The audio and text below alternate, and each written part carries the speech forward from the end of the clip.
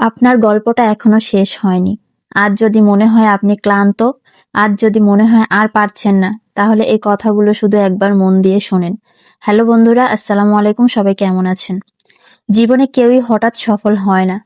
যাদের আজ উপরে দেখছেন, তাদের রাতগুলো কেটেছে নির্ঘুম, চোখের পানি লুকানো ছিল হাসির আড়ালে।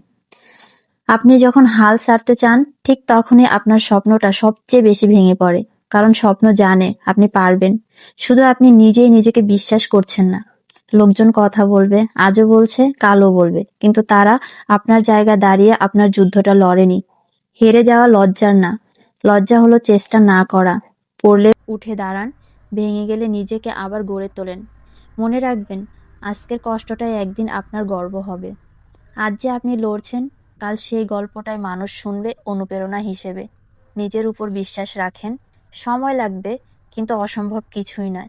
থেমে যাবেন না, কারণ আপনার গল্পটা এখনো শেষ হয়নি। গল্পটা কেমন হয়েছে বন্ধুরা, জানাবেন।